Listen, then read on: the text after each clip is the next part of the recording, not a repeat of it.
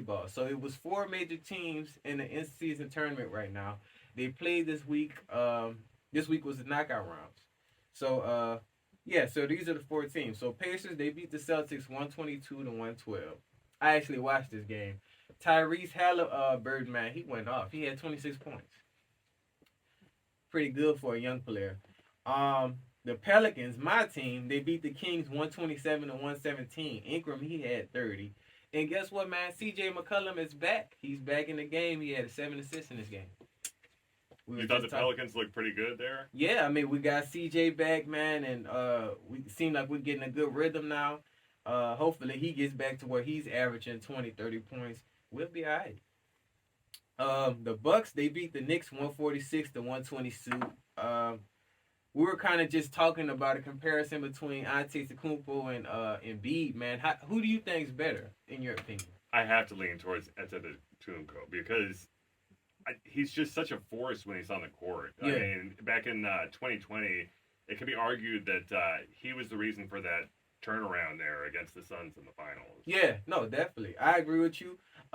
Even though Embiid has more of a rhythm, I would say Ante too, because he is that aggressiveness, that power. He develops. Shout out to him and Damian Lillard. And then last but not least, last night the Lakers, they beat the Suns 106 to 103. LeBron had 31 points.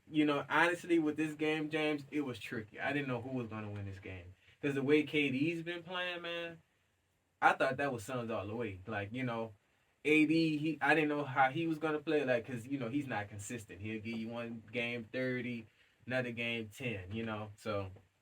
And there's that big rivalry between these two teams there. It's Yeah. the Western Conference. Yep. And they're just located physically so close to one another that it's always a big game between them. That was a great game for the Lakers. Shout out to them.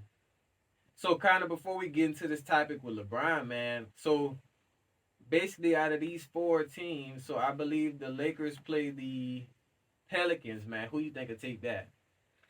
I definitely got to lean a little bit more towards the Pelicans just because coming off that big victory against the Kings, it was a 10-point deficit. Yeah. And I think the Pelicans have the ability to do definitely. some work here down the We stretch. definitely have some talent, in the way everybody's been playing. And with CJ back, it's going to be tough for the Lakers. And then as far as that, the Bucks and is it the Pacers? Yeah.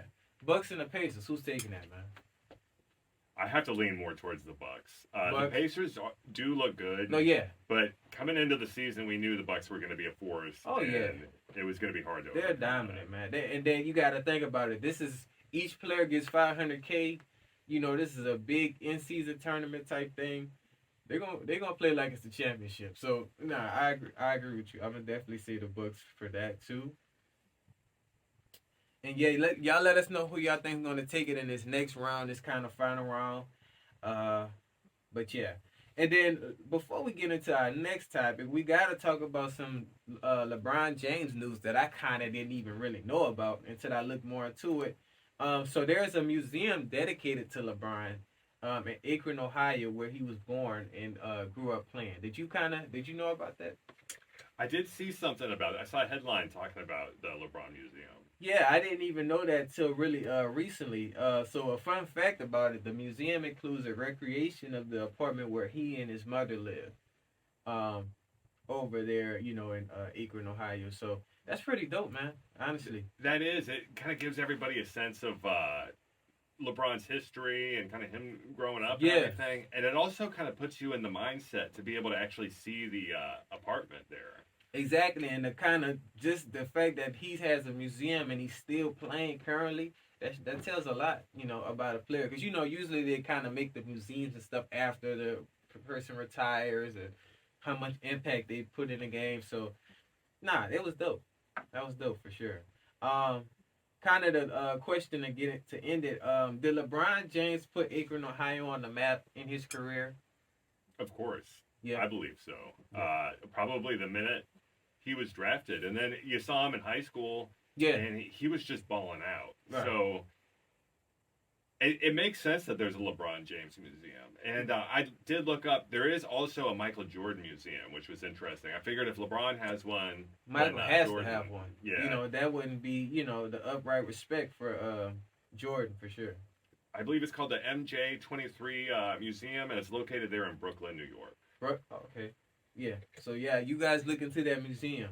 But for me, yeah, he definitely put them on the map, especially not only winning rings in three different teams, but he also came back to play for his original team in Cleveland, where he got pretty much, you know, early in his career, I which think is that's one of the best parts about his career that he left, and people in Cleveland were really upset when he yeah. left. But he came back and he Came made up back for and it. came back with Kyrie. They teamed up and they made history. So, I mean, it's not a lot of players doing that. We know Tom Brady did on football side, but it's not a lot. Let us know how y'all feel about that whole thing with LeBron and that museum and just kind of everything in general with that. But yeah, James, you know, we're gonna get into this last one, man. NFL